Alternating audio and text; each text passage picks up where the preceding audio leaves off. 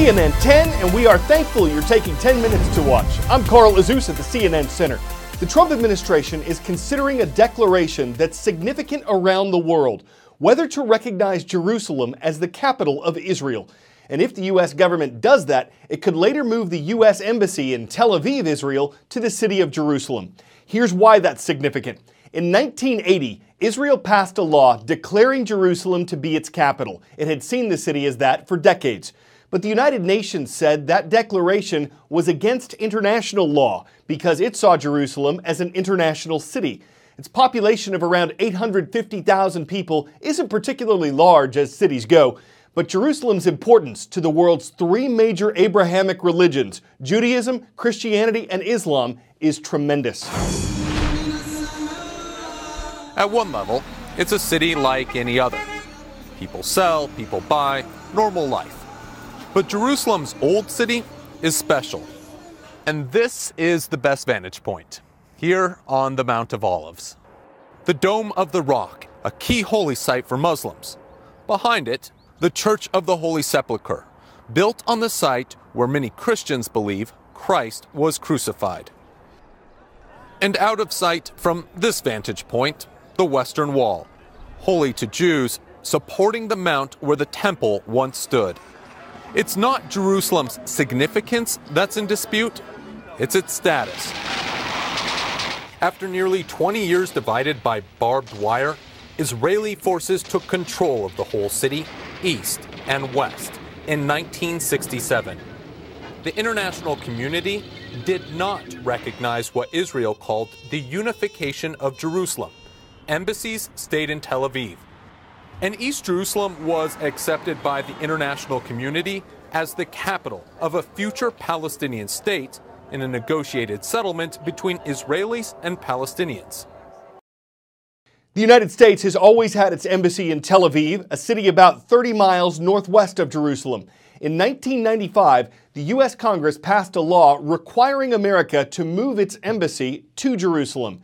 International supporters of that, who include the Israeli government, say that the U.S. should recognize Jerusalem as Israel's capital and have its embassy there to show it. International opponents, who include Palestinians in the region, say if the U.S. moves its embassy to Jerusalem, it'll be a major setback to hopes for peace between Palestinians and Israelis.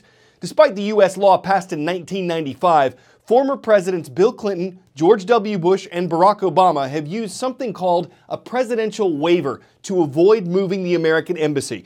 They've said it's necessary to keep the American embassy in Tel Aviv to protect U.S. national security. If President Donald Trump decides to move the embassy to Jerusalem, it's not likely to happen immediately. He's expected to keep the embassy in Tel Aviv for another 6 months and possibly move it after that. Stateside, the Trump administration had a Supreme Court ruling in its favor yesterday. Lower courts had partially blocked the government's latest travel restrictions on people entering the U.S. from these 8 other countries. But the Supreme Court put those blocks on hold, ruling yesterday that the entire ban could take effect. This wasn't a final decision on the legality of the Trump administration's travel ban. The ruling means it can go fully into effect for the time being while the legal process continues to play out in lower courts. 2 of them are hearing arguments on the ban's legality this week. 10-second trivia. In what U.S. state would you find the Bears Ears and Grand Staircase Escalante National Monuments? Arizona, South Dakota, Idaho, or Utah? Both of these national monuments are in the Beehive state of Utah.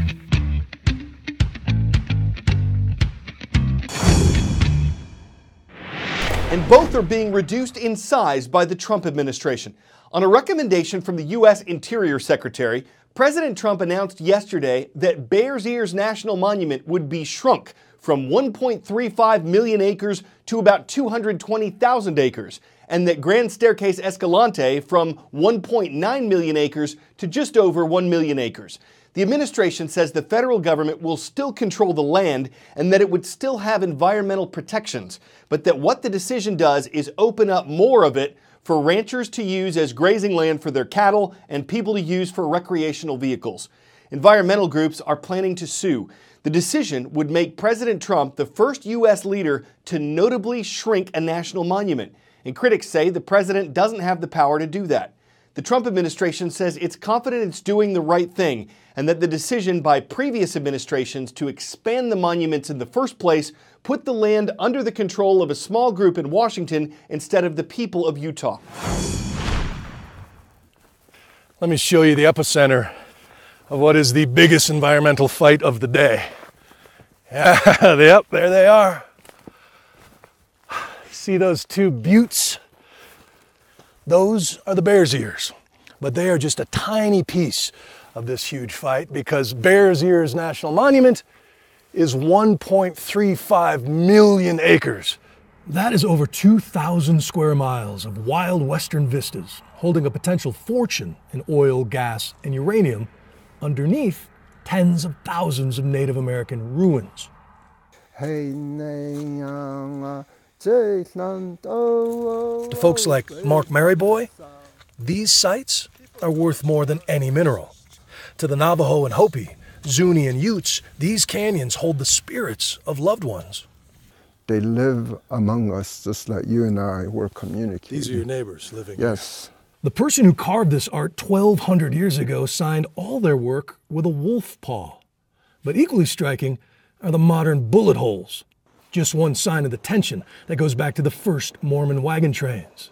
They didn't want to work with us. In fact, one of the county commissioners says, you guys lost the war. You have no business talking about land planning process. For generations, natives sought protection for this land, but it wasn't until the 5 tribes put aside their differences, rallied the support of rich outdoorsmen like Patagonia founder Yvon Chouinard, and lobbied the feds that they got their wish.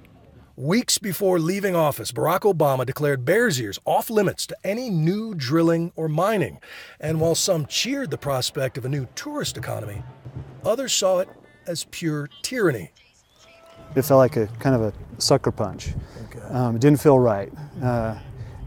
And it hasn't felt right for a year. Phil Lyman is among the Trump supporters who spent the weekend cheering the president's decision to shrink Bears Ears by more than 80% and Grand Staircase Escalante National Monument by nearly half. They point out that the biggest, poorest county in Utah already has 4 other parks and monuments. They don't want elites using their backyard as a playground and just want to control their own destiny. By designating a monument, what you're doing is you're using a tool that will bring hordes of people to a place that is very sensitive. There's nothing that we want to unprotect. There's 13 layers of protection on artifacts and species and wildlife and vegetation. There are loopholes in those rules that you can drive an oil rig through. Josh Ewing came from Nebraska to climb rocks. Painted sherds, that's a rim of a bowl. And fell so hard for the landscapes and history, he formed an advocacy group and is building a visitor center with whatever donations he can raise online. If this place was anywhere else but southern Utah, I don't care if it was Mongolia or Zimbabwe, it would have been protected as a national park a long time ago. But because of the politics of Utah, this place is still a debate.